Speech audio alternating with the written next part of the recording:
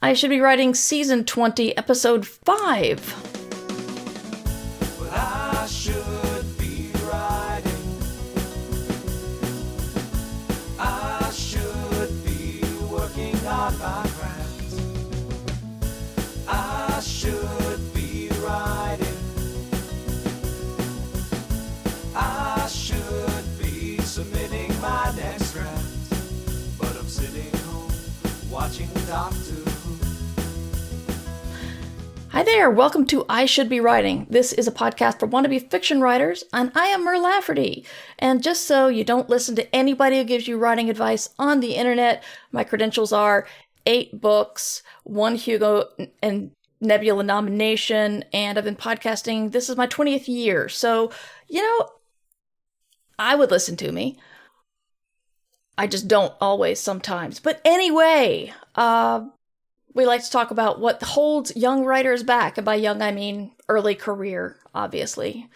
And because there's a lot that hold us back, because it still holds me back a lot. So sometimes I bring authors on and talk about their path to publication. And today I have someone kind of different because the book isn't out for several months, but you're already on the ground. I would like to welcome Avione Lee to the chat and the live stream and the podcast, all 3 in one thing. How are you? Hello, I'm doing very well. So happy to be here. Yeah, your book, Men in the Perilous Pipe, comes out in October. But yes. We're going to talk about that in a moment. First, one thing I'd like to talk about is to at least keep my credibility up, is to ensure that the chat that I have been writing. Yesterday was a big day. I got what I hope was the final edit to a proposal off to my agent. I'm pretty happy with it. I had one of those eureka moments of, wow, I'm brilliant. And then right after I went, well, that's freaking obvious. Why did it take me so long to come up with it? So that was a little embarrassing, but hopefully he'll agree and we'll start putting that out to publishers. Cross your fingers for me. I have 2 other projects I'm going to be working on to get to him so he can have like a choice of many things to sell. Do you want to tell us how your writing is going? Well, first off, I'm impressed that you have submitted something to your agent. Oh, thank you. Because I have been in procrastination, the procrastination zone, because I need to get my second book idea first draft out to my editor on April 1st. And I'm just struggling to get that done. Yeah. But I have some Odyssey people really pushing me to get it finished. Well, that's good. So they're helping me a lot to just, baby steps get it through.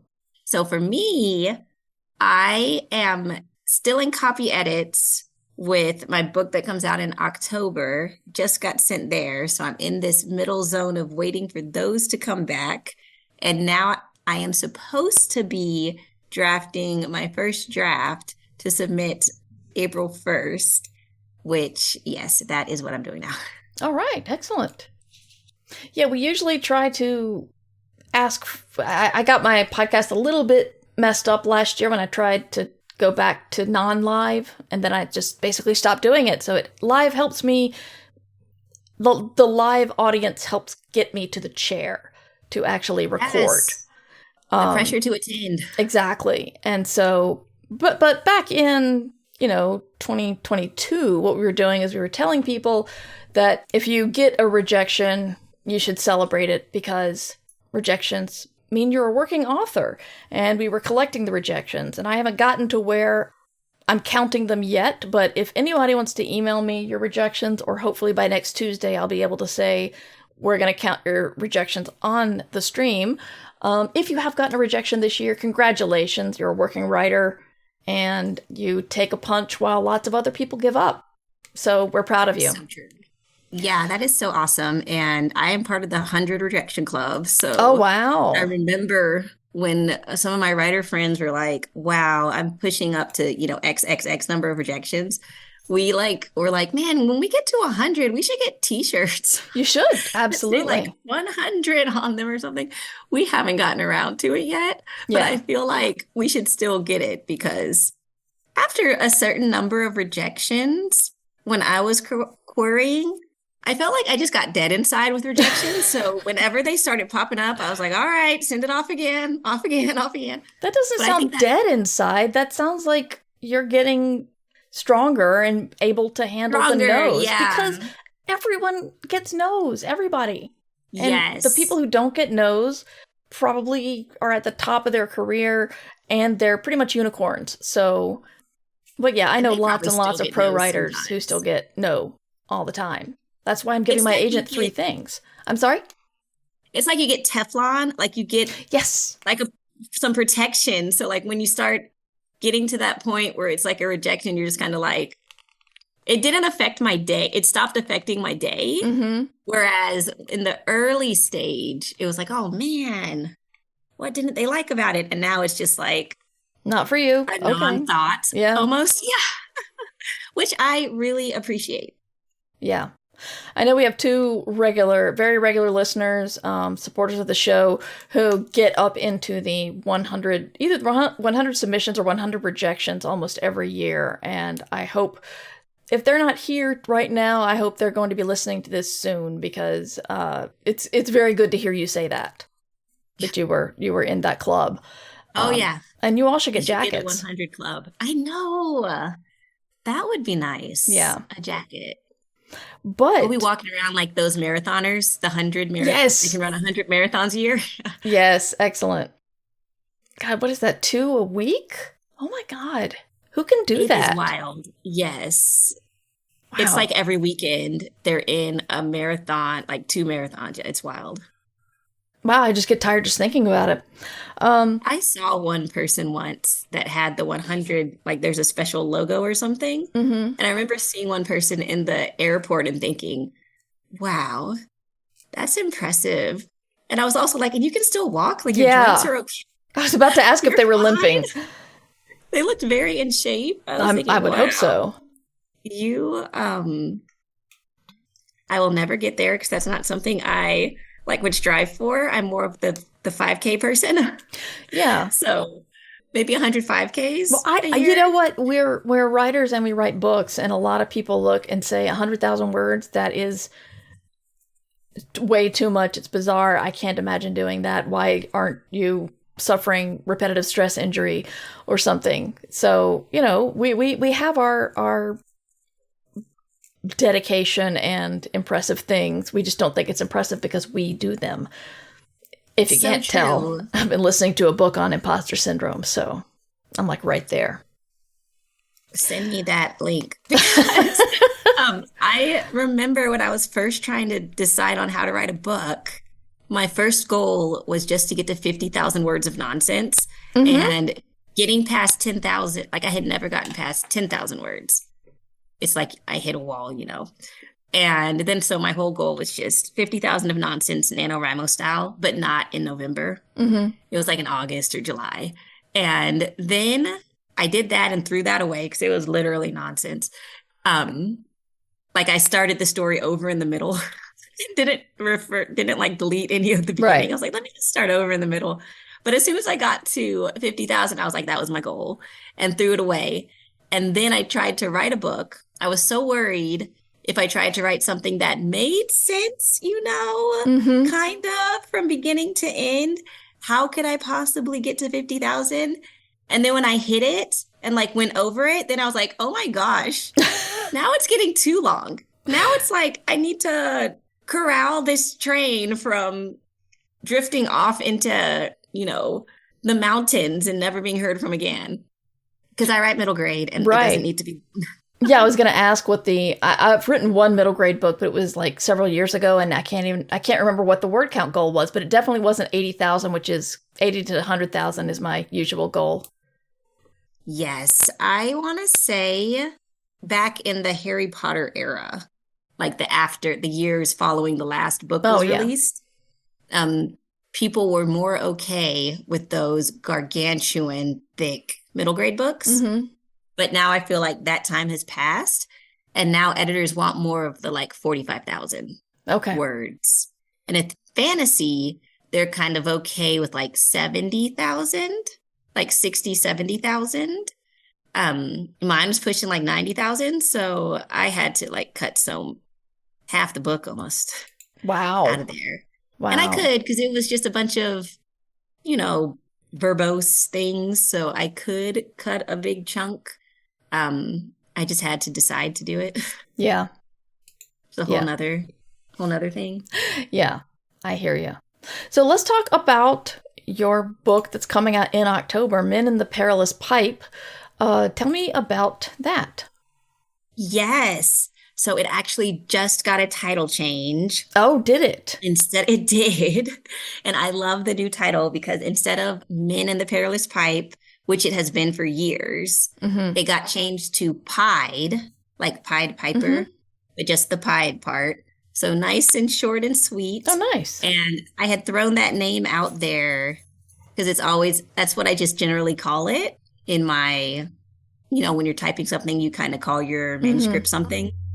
And that's what I always called it. So I was like, I love this. Did I manifest this? I hope so. So it's called Pied, and it's about a colorblind boy who discovers he's a Pied Piper and can turn music into colorful magic. But this is the kind of magic that could get him and all the other kids like him killed. That's my log line for it, or my hook. But the actual book is about this kid who, typical middle grade, discovers he can control magic. He gets sent into this Piper world with other people, other Pipers, who can control animals and plants using music. So he wants to hide that he's a Pied Piper because there's a lot of different styles of Pipers. There's the Pipers who can control mammals, the ones who can control birds, ones that can control fish, 7 different kinds. Wow. And Pied Pipers can control more than one kind. So you have the ones that can control fish and birds, or mammals and fish and plants, and he's the kind that can control all 7. Oh, So wow. the Pied Pipers aren't liked because of the Pied Piper fairy tale. Mm-hmm. And I was using the Pied Piper fairy tale as a spring off to say, okay, well, Pipers used to be just out with people. So my world's divided into people and Pipers. Mm-hmm. So people do not have magical ability. Pipers do have magical ability. And we used to coexist. They used to coexist together. But after the Pied Piper of Hamelin, are you familiar with that fairy tale? Yes. Okay, good. Because a lot of kids on my school visit had never heard of it. And I was like, wow, is this a generation gap they talk about? Yeah. I was like, what's going on? So I had to kind of explain it to them. But because of what happened in Hamelin with the Pied Piper taking the kids away, it kind of ruined Pied Piper reputation. And it caused all Pipers to go into hiding. So now people think there's only people in the world, and the Pied Pipers are like still living happily, They're just, like magically hiding from people finding out that they exist. It's fun to play with it. Because I use words like instruments, like how a doctor's like, oh, what instruments do you have, like for the doctors to do their surgery? Mm-hmm. But, instruments are always musical instruments. Right. So I kind of play with that in the book of, oh, that word comes from Pipers because they have different instruments to like do different things in their Piper world. A relic of the old. That's really cool. But how, I'm sorry, I'm still baffled at kids not knowing, but I'm thinking, did I tell my kid that story? Well, did they? My kid got that, stories from other places, but I don't think we ever did the Pied Piper. I was so taken aback. So what do you do if... What are you doing now? Are you preparing part of your presentation to be, it's based on this fairy tale, and then tell it briefly? Yes. So in my book, I do have like an opening paragraph that quickly summarizes the Pied Piper fairy tale, like in 3 sentences. And I thought that was needless. I was like, who has not heard of the Pied Piper fairy tale? Yeah. But now I'm like, well, did my family I just care more about Grimm fairy tales than other families, but I really feel like every kid, I'm a kid of the 80s, 90s. So I was like, every kid of my generation knew all the famous fairy tales, Rumpelstiltskin, Pied Piper, Yeah. like they knew all the big ones. And so when I had like a show of hands, it was like 10% might have heard about it. Oh, wow.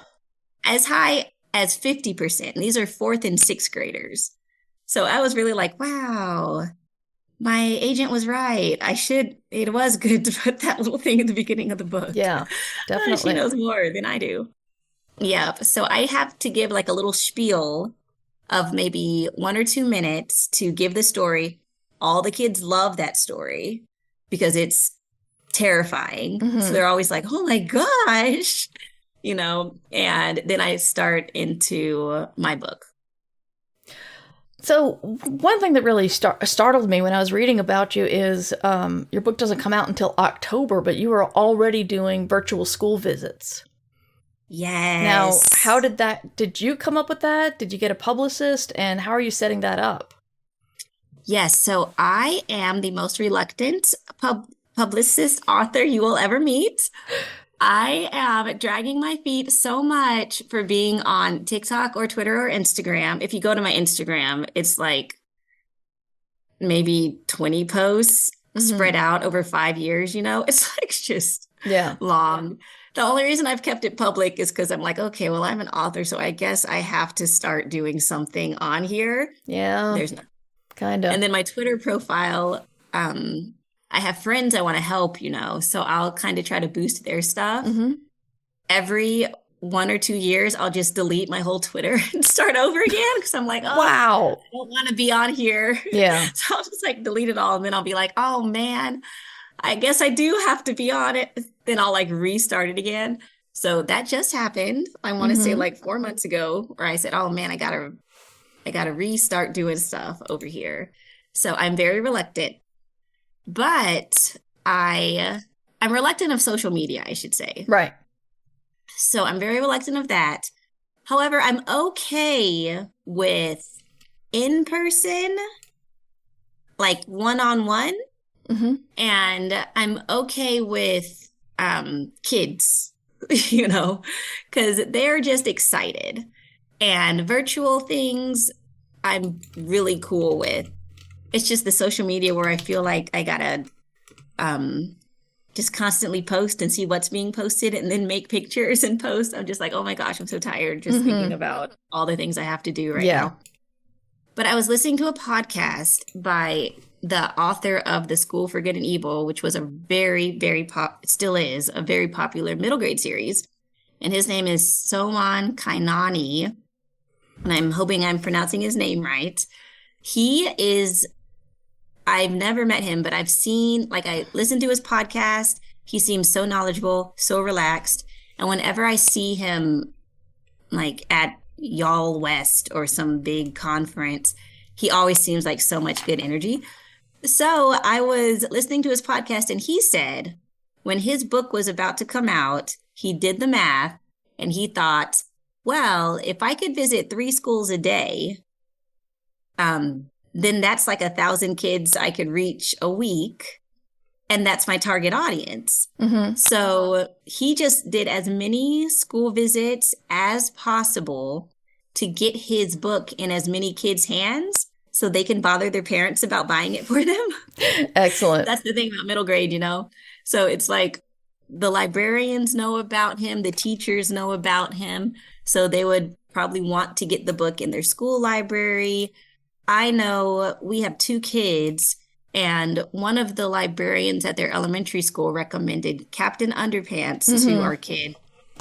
He ended up super loving it. And from that one recommendation, we've bought like 15 Captain Underpants books. Oh, yeah. That ignited my mind of, oh, yeah, if I'm going to put in the work, then I should just go straight to my target audience with the work. And at least some librarians and some teachers will have heard about me. Hopefully. Because seriously, that one teacher made 15 or more sales of that Wow. guy's book just by recommending one book Yeah. to us, and us going back and being like, oh, he really likes this book. We're trying to get him to be a reader. Yeah. And so then it's like, oh, he really likes this book. He read the whole thing. Now This he is wants all the amazing. others. Yeah. Let's get the next book. So we checked him out from the library, but more kids are checking him out, so they don't always have them. So you're like, well, maybe we should go ahead and buy them. Became Christmas gifts and birthday gifts and just random gifts from family members and stuff. And kids love to reread, wow. So you wanted to have it around. Yes. And we went through the whole series. Captain Underpants. He also has Dog Man, Cat Kid Comic Club. Like, he's continuing on and on and on and on. He's a multi-millionaire. I'm he sure. He opened his own bookstore, like in Connecticut. Really? Wow. Yes. It's like a 2-story bookstore in this cute small town. And I was like, oh man, I want to come visit that bookstore. Yeah. Well, apparently Twitch is giving us a TV series. I'm sorry? He has like a TV series on Netflix. Oh, wow. Captain Underpants TV show. Soman Kainani also got a Netflix deal for that, School for Good and Evil. Mm-hmm. Yep. Did it actually get made? Yep, it got made. Okay. Because I have sold options before that didn't go anywhere, which is nice. It's free money. I don't put it down, but I try really hard not to get my hopes up when I sell an option. Yeah, and I don't know if that was his first option or if like some of them fell through. Mm-hmm. But this Netflix one did get made last year or maybe the year before. Charlize Theron and the girl from Scandal, the woman from Scandal was in it. It wasn't too bad. Okay. So I wanted to talk to you a little bit about Odyssey, because we do talk about various opportunities for education in this podcast. We've talked about Odyssey a couple of times, and I'll just admit it. I'm just going to tell you, like, my gut reaction when I heard that Odyssey was going virtual for the pandemic. I thought that was great. And when they said they were staying virtual after lockdown anyway, I thought that was kind of sad, because I know a lot of people like the residency experience. But on the other hand, this makes it a lot more accessible to a lot more people. So tell us about your Odyssey experience. First, tell us what Odyssey is, just in case anybody has not heard of it. Okay, so the Odyssey is super duper amazing. I love it so much. And it's your own like writing workshop for you personally. So you're one-on-one with Jean, and she reads your writing and gives you feedback on a 6-week. My personal Odyssey is 6-week, 3-month, or 6-month. Okay. So I did the 6-week. And for the 6-week, it was super duper duper hard. And I think that's what the in-person was, 6 weeks. Yes, it was. Back when it was like a group. So yeah, it was in person for 6 weeks. And so I was like, oh, maybe I can do the 6 weeks. It was over summertime and it busted my tail. So I was like, oh, maybe I should have done the 3 or 6 months. What was really the hard part about it?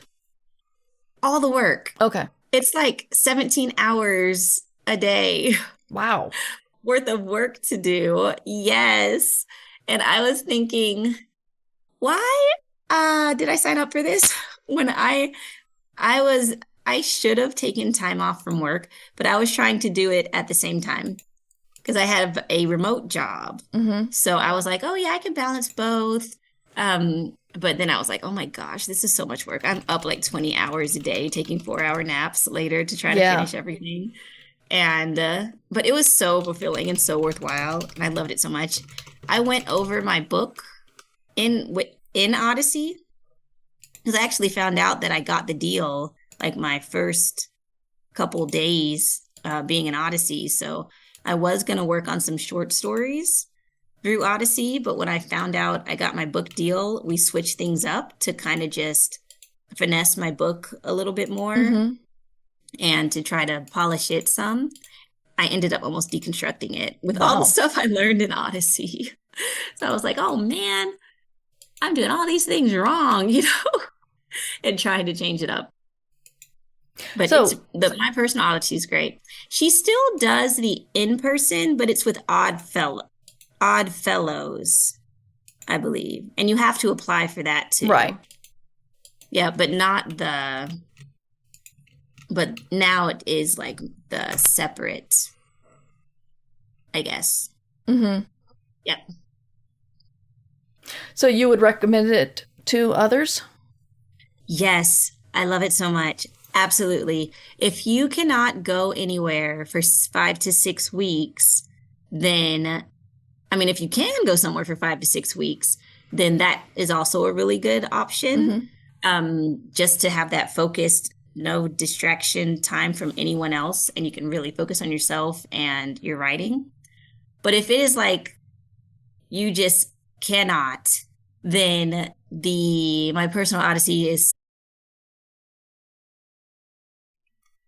Audio has returned. Actually, Thank you, Skipper. oh, yay. Okay.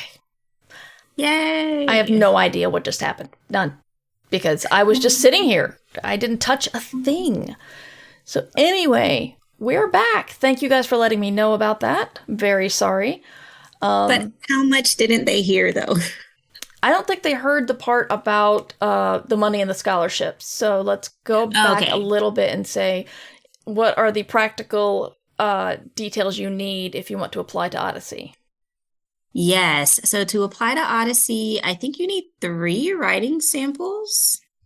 I was in Odyssey in 2022. So going off the top of my head, I think you need 3 writing samples. I think 2 recommendation letters, but it might just be recommendation emails, like 2 people she can reach out to chat with about your writing. And I don't remember if it was actually a letter or if it was just a contact. You have to write a biography about your writing, and she has a form to fill out on what you think your strengths and weaknesses are. And so be honest on the form. She said most people, it's all strengths. My weakness is I care too much. I know, yeah. So you can think about like, what you think your weaknesses are. I knew I was so bad at emotion. So whenever I write, I always just think, well, whatever you're feeling, for my reader, whatever you're feeling right now, just feel it. I don't have to tell you what to feel, just insert emotion here and enjoy reading. So my friends are like, no, they want to know what to feel right now at this moment. I'm always like, I need to get used to that for a certain type of reader. I'm sure not all readers are that way. So you need those things, and it costs money, and it's not inexpensive. So you have to, and I don't know how much it costs, but it's not a secret. Like she has it somewhere on the website. I will look that up. There's scholarships. Yep. If it's not on the website, maybe I just made that up. Whoops, sorry. That's all right. So, yep, it's somewhere on the website, but it's like over $1,000. I want to say like 2,000. And if you get in, you would have to pay that within, I want to say like a month. So it has to be kind of handy. But there are scholarships available, like there's full scholarships and partial scholarships. So you can apply for a full or partial, and I applied for a partial, and I got it, and that made me very happy to be able to just scrape up the last amount to pay. But regardless of how much it costs, it's super duper worth it, because if you get in, it is literally 24/7 writing. You are given so much information, so many, I want to say like assignments, but fun ones because they're writing related and video related. Like you watch some videos, instructional videos, you chat with her. She has like 2 or 3 times that one-on-ones with her during the week. So it's really nice. And she slips right into your schedule to see whenever you're best available to talk.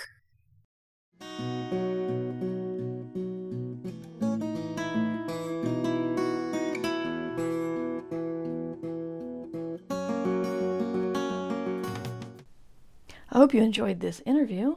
If you'd like to continue listening, the full episode is up at patreon.com/mightymur or mightymur.substack.com. Well, Zoom wants to cut us off again, so I'm just going to ask, where can we find you online? Yes, I'm online at my name, basically. So it's avionelee.com. And I don't know if you have to put the www in front or not. I don't think so. I'll have a link in the show notes. Maybe not. Yep. And I'm also on socials, also just Avione Lee on Instagram and Twitter. Most likely you will not find me anywhere near there. I like to show up and like my friends' posts, like if they have a cover reveal or if their book came out, leave comments and things, but I most likely won't post. I did get the okay to do a cover reveal, so I might do that on socials. Okay. Well, thank you so much for being with us. Maybe we can have you back on in the fall when your book comes out. I would love it so much. This has been great. Thank you for listening to I Should Be Writing, the longest running writing podcast in existence. This episode was made possible by The Fabulous, who support the podcast via Patreon or Substack. Join The Fabulous at patreon.com/mightymur or mightymur.substack.com.